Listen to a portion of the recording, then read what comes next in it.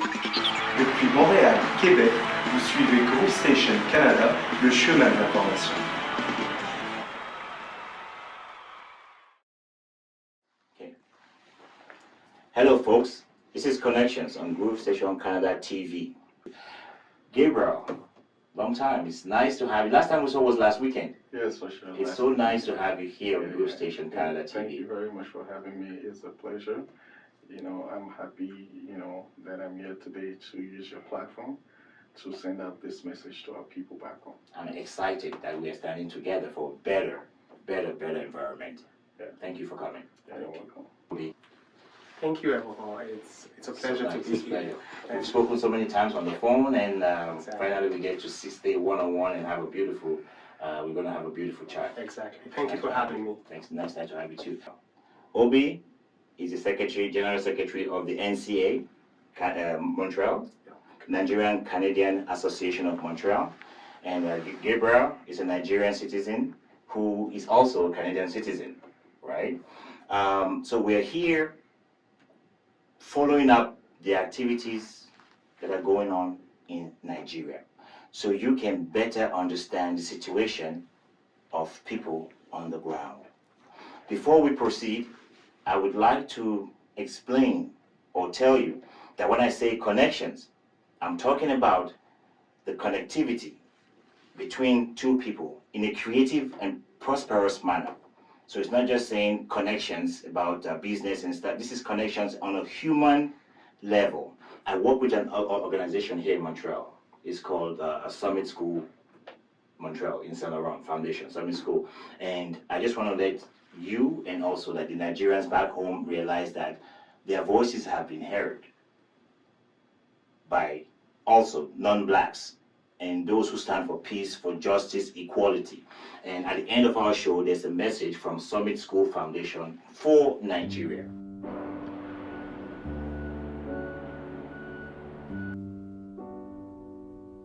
In Canada, we are aware of the situation that's happening in Nigeria. This is our message from Summit School to you. I stand for peace, I stand for stability, I stand for growth, I stand for Nigeria. Hello everybody from Nigeria. My name is Rob, all the way here in Montreal, Quebec, Canada. Thanking all of you and sending my love. In this world we have no more room for hate, and as my friend Ebo told me, love is key. And just know you're getting love and my thoughts and prayers from here. And just know through our hope and through our passion, there will be a way to get through this. So sending my love. I've recently been made aware of the social injustices in Nigeria, and it's quite appalling. I've seen videos, I've seen photos. It's pretty disgraceful, to be honest. So I just wanted to lend my support, and I stand with my friend Ebon, and I stand with Nigeria. Hello everyone. It's Emenima. Il vient de Pataki. Otonobaje. Oba atoke ise. Ya do tamwa. Etemeni ko. Nwala wo. Emiya wi mae. Hotel wi mani. Ema. Okeke. Ni ma yak pagbe.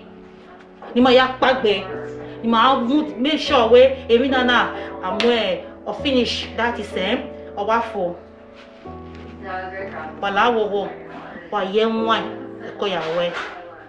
I stand for Nigeria. I stand for peace, I stand for stability, I stand for growth, I stand for Nigeria. I stand for peace in Nigeria. As a descendant of Ghanaians who immigrated here when they were in their 20s, I'm devastated by what's going on in Nigeria. These are violations of freedom, and the youth are calling out for justice. The youth are the future, so I urge the Nigerian government to step down and think about all of these violations, because they deserve better than this. Nigeria deserves better than this. I stand for peace, I stand for stability, I stand for growth, I stand for Nigeria. I stand for peace, I stand for justice, I stand for stability, I stand for growth, and I stand for you, Nigeria. We stand for peace, we stand for stability, we stand for growth, we stand for Nigeria. I stand for peace, I stand for stability, I stand for growth, I stand for Nigeria. There's a war going on in Nigeria that not too many people know about, and I think you should know about it. I stand for peace, I stand for stability, I stand for growth, and I stand for Nigeria. I stand for peace, I stand for stability, I stand for growth, and I stand for Nigeria. I stand for peace, I stand for stability, I stand for growth, I stand for Nigeria. I just want to say, I stand for peace, I stand for stability, I stand for growth, and I stand for Nigeria. We Summit School support Nigeria for justice. I stand for peace, I stand for stability, I stand for growth, and I stand for Nigeria. I stand for peace, I stand for stability, I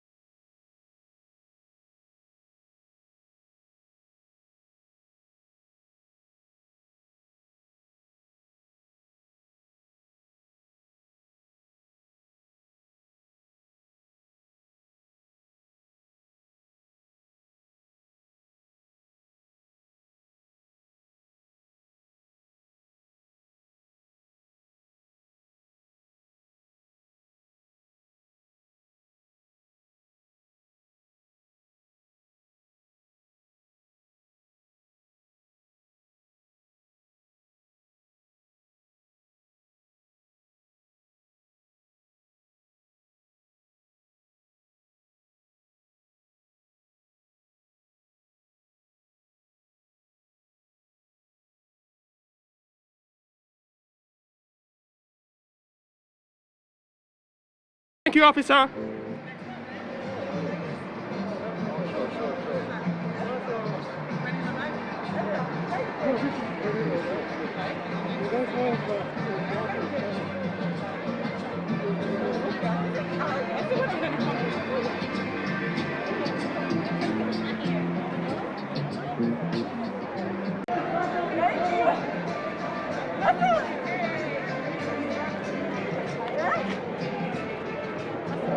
Let me see the flag before my car.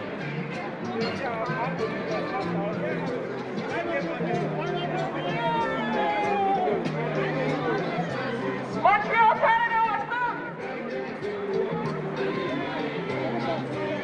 It's time for us, our age, to lead our children first, to get to know who they are, self-esteem, and also to relate that with their community, the people in their community. We live in the times when it is very wrong for the force, the military force, or to kill a person in broad daylight.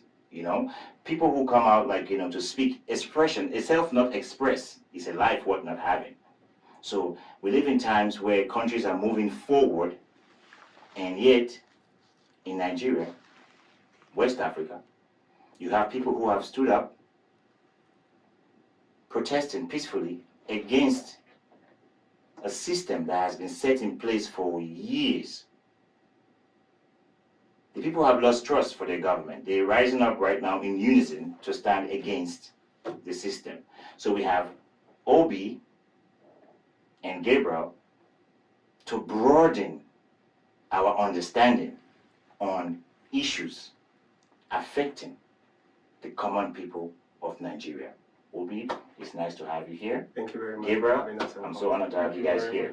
Great. The first thing that we want to understand is, for those people who don't know what's going on, what is really happening in Nigeria? Obi. First of all, I want to start by thanking you, Eboho, for using your platform to throw more light on the recent happenings in Nigeria. Recently, there's been protests coming out of Nigeria against the police brutality going on in Nigeria. And this protest has been tagged End SARS. The End SARS campaign did not just start in October. It started a long time ago, but it was all an internet campaign. It was online on social media feeds. But early October, some Nigerian youths decided to take it to the streets after something happened. A tragedy happened, and it was captured live, where the police tried to apprehend someone. In the process, they injured or killed the person and took away his car. And this was covered live on social media feeds. So people actually saw this and were tired of this whole police brutality, and they took to the streets. That is how the whole protest began. Now, they took to the street protesting against violence. Yeah. But is this, has there been events leading up to this point? Is this as like, you know, the event happening right now? Is it just what opened up the can of worms, so to say? You know, they're protesting against the government and in demand for what? Okay, I would say this was the straw that broke the camel's back, as it were, because the people have been suffering for so long, and not just been suffering police brutality, but they've also been suffering from lack of the basic amenities that is their fundamental human rights as people of a particular sovereign nation. In Nigeria, it's hard to get a pipe-borne water. There is no. I actually grew up drinking water from the rain, and there is no potable water, and the educational system is fast deteriorating, and the healthcare system, the rich in the country actually travel abroad to get medical assistance. And this End SARS protest actually made people realize for how long they've been suffering. And the hashtag End SARS is kind of a slogan for the general, how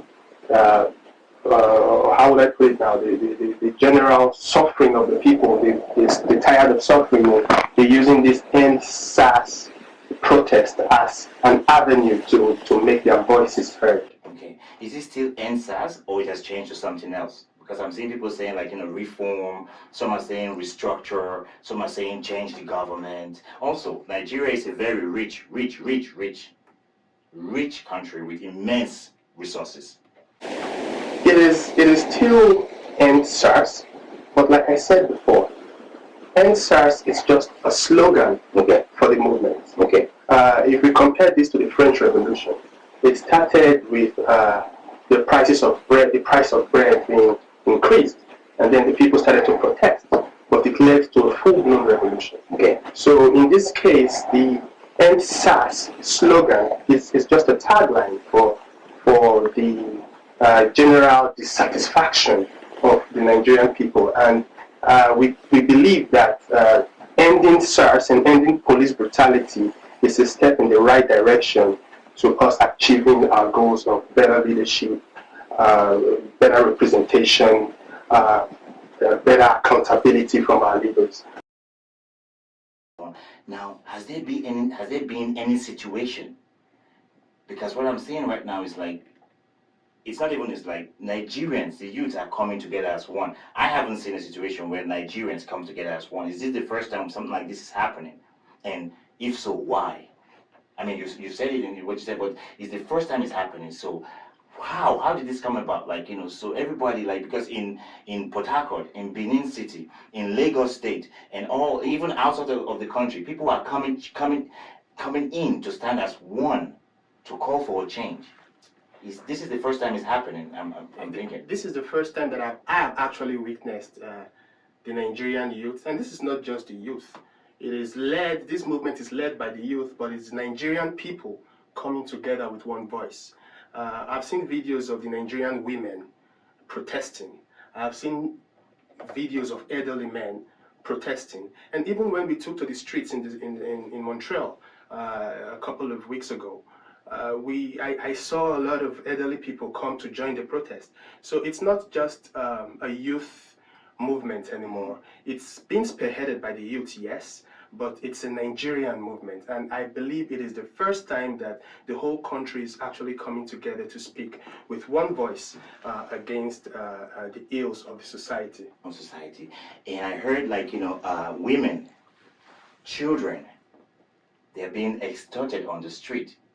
Is that true? Like, you have the police, the force, brutally, like, you know, hurting people on the street, extortion, blackmail. Is this going on in Nigeria? Yes, it is some of the things that the End SARS protest is about, because it has become a norm for law enforcement officers to extort money from citizens just because they look good, just because they drive flashy cars, just because they have sophisticated gadgets like iPhones. And they actually take some people to the ATM machine and take money from them, and that is robbery. That's robbery, if you ask me, because when you point a gun to someone and then take the person to the bank to get his money, that's robbery. That's why we speak about connections. It's about connecting on a human level, where we place lives more than property and like possessions. On that, Gabriel, last time we were at Agrion.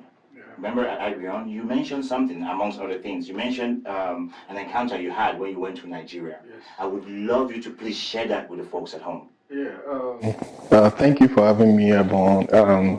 I'm glad to use this platform to educate a lot of people, because this thing about End SARS and everything did not just start today. It started years ago. There's been a lot of police brutality, people being kidnapped by police officers, taking them to ATM, extorting money from them, questioning you, asking random questions, like no proper manners to approach citizens, right? So I had an encounter 2002 to be precise. I was with a friend, and on our way to my friend's house at about 8 p.m. You had traveled from Canada to back home? Then I was not yet in Canada. You were in I was still Nigeria. in Nigeria. Okay. Yeah, I got here in 2004. Okay. So on our way back to my friend's house, around 8 p.m. on Allen Avenue, it was a very popular place in Lagos, Ikeja, we saw these police officers. They pulled us over. For some reason, I don't know why, because we were driving, the car was registered. My friend just came out from NYC. He was in the camp in Lagos. They're doing his service. So they stopped us. They told us to get out from the car. We asked them, what's wrong? We gave them the papers, the registration, everything was okay. But they said, oh, where did you get the money to buy the car? I said, listen, it's my brother's car. I'm an NYC student. You can see me wearing my uniform. I'm serving this country. And they said, no, we want you to get down. And being that we had money, I had money with me. My brother just came and he gave me some amount of money. They asked me, where did I get the money from? And I asked them, what do you mean, where did I get money from? Am I not allowed to have money on me? It's not contraband. You shouldn't be asking me a question like that. They said, okay, you know what? You need to come with us somewhere. I'm like, where do we have to go? If you want to ask me, the paper of the car is intact. Everything that we have, information that has been given to you is okay. So what's the point of us going to the corner to see your whatever chief officer, whatever it is? Let's have our conversation here. Whatever needs to be explained, explain to us what is our offense. They couldn't say anything. They just said, okay, just come with us. Knowing that Nigeria is a place where the police, they take laws into their hands. We were scared that if these people take us away from here, they might get us killed and take the money from us. So we created a scene on Allen Avenue. We started stopping cars that were coming. We stood in the middle of the street and we're trying to, make people understand that, listen, we don't know why they're taking us away from here. For some reason, we don't know. He's wearing an NYC uniform. He's 7. Me, I'm his friend. Before then, they said, oh, you know what? So people stopped and actually was asking. Yeah, because we had to create that scene. Yeah. Because for no reason, you're stopping us. So you're worried for your safety now? Because we're thinking the otherwise, that anything could happen. Because there have been cases like that, where people, they take them and that's the end. They might just kill you and say, oh, he was an armed robber, we found them with guns. So we knew already, we were prepared, knowing that it could get worse. So the best thing to do is to create that, commotion among, people that were driving by. Awareness, and people stopped. And they were asking them, okay, what is the problem? What have they done? You can see they gave you the papers. They said, no. So my brother was around and my cousin, so we called. In less than 10 minutes, they came there and they actually saw them and they said, okay, what's the problem? They said, okay, you know what? And actually, they were asking for money that we should settle them after. I said, for what? We don't have to settle you because we didn't do nothing. So what am I trying to say is that if we didn't create that awareness, if we didn't create that atmosphere for people to come around and interrogate and ask questions, it would have gotten ugly. That's 100%, because we've known, and I know for a fact, a lot of people have been extorted that way. They've been, brutalized through that process, even get killed at the end of the day. So that was my experience. And from what my brother said, Obi, concerning the NSAS, like he said, it's just a step to what has been going on in the country. There's a lot of things that is going on in the country, like people are not being, taking care of the government. They manipulate the system. The electoral process is being manipulated. The police is being manipulated. The army is manipulated. By? The politicians, those in power, they are the ones, they manipulate the process. Because let me explain something to you. In Nigeria, there's one thing, he is Nigerian, he knows this. There is nothing like you go with merit. You need to know somebody that knows somebody that knows someone. So when I mean manipulated, a police officer would come and arrest you in the order of nobody, just because he feels he's a police officer. He has a gun. He could just come and say, oh, you're under arrest, without anything. You understand? Even the judicial system in Nigeria is being manipulated. So the country needs a total reform.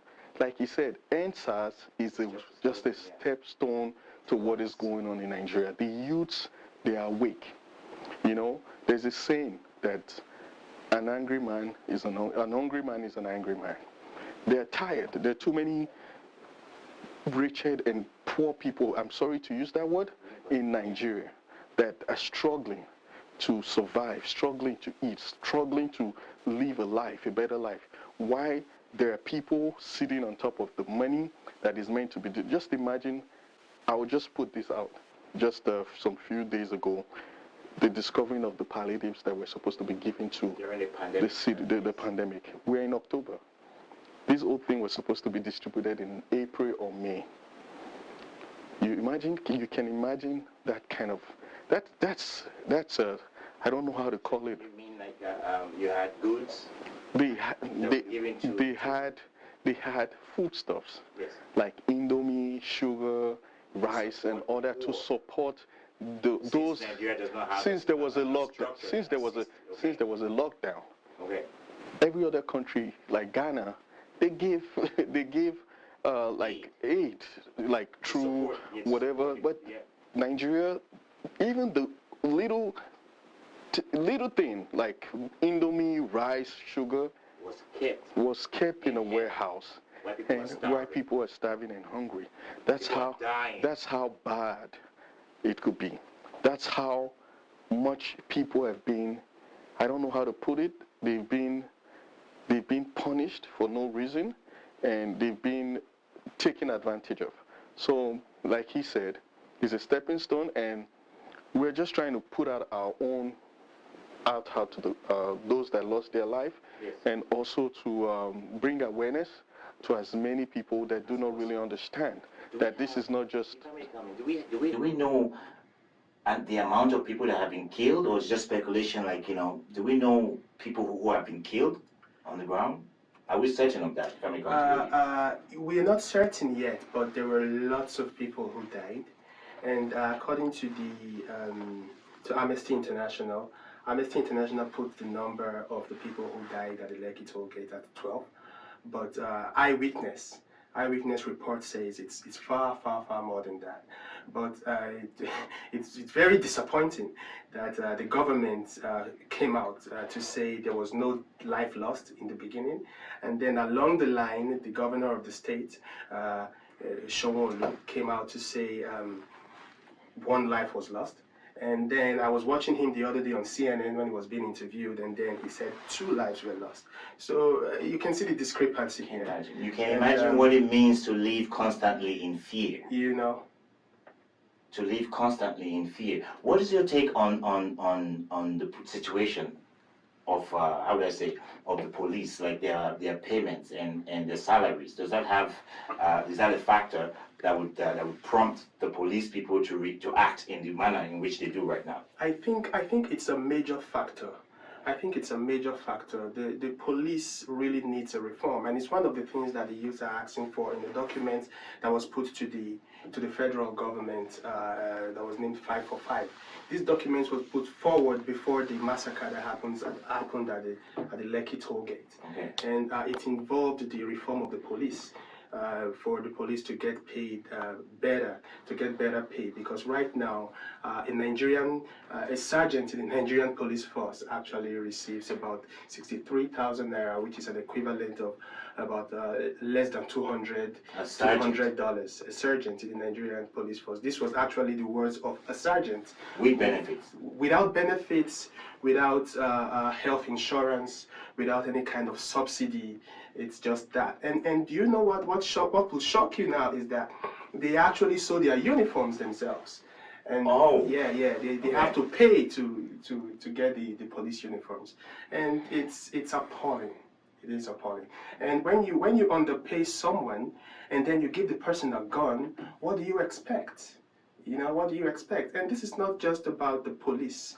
It's every single sector in Nigeria. The civil service, some of them work and they don't get paid. The pensioners, after they've worked all their lives, they finally become pensioners, they retire and they don't get their pensions. It's a total decay in the system, and it has to be fixed from the top down. And I believe the real cause of the problem is bad leadership. There's a lot of problems you can call corruption, police brutality, extortion, nepotism, but at the end of the day, it all revolves around bad governance. Governance, definitely. Those who govern should be those who are in service to the people. That's something we should.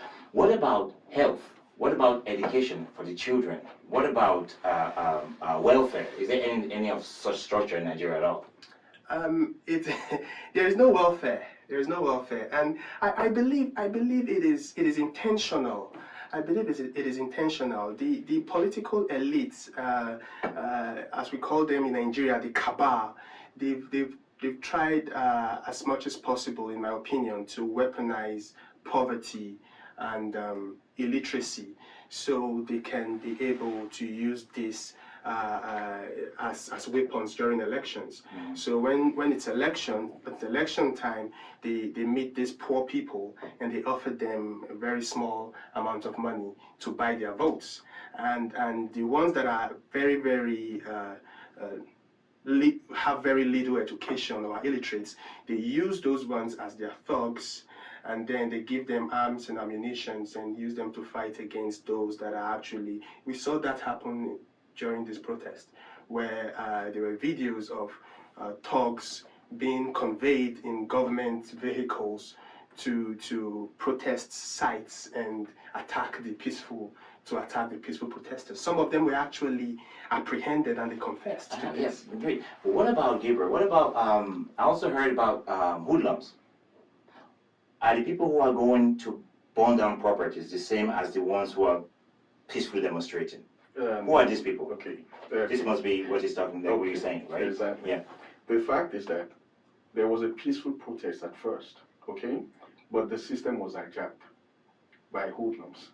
People are saying it's being political motivated, and we don't know for fact. But there is 100% fact that those that were protesting are different from those that were destroying properties, stealing, and all sorts of things. Those that were protesting, they had a major cause, which is EndSARS, and they have, like you said, the 545 that they requested for, right? They are not part of these people, but like these things happen. It happened in everywhere in the world. Like when you have protests and some group of people will take advantage, extort people, break into stores, steal stuff and all that. So the people that were protesting, they are not part of the hoodlums. The hoodlums are just random people that are doing that just took over the street and took advantage of the system. My reason for that question, Obi, is because you mentioned this is like when you see protests in other countries, other segments always rise up to deviate, division. Now, Nigeria stands against big work towards, I would say, re-education of the minds of its people, because the people who have been hurt over so long a time, you don't just heal overnight. You can't. It's impossible. No matter how much you bring in five demands and stuff. This is something deeper than that. Okay, so is it possible, if already there's a split amongst the people, to actually march in unison towards change? Okay. First, I want to start by saying I hate to call these people hoodlums and thugs, okay. Because these people are a result of the decayed system. Okay. They were put in this situation by the same political elite. Okay. And man, they say, is a product of his environment. And the fact that we are here today in Canada, I think it's quite a privilege. We were able to break through the decayed system to get some level of education, and then we traveled abroad to get more education. These people were, I would say, disenfranchised. They did not get for example, here you have free education until college level.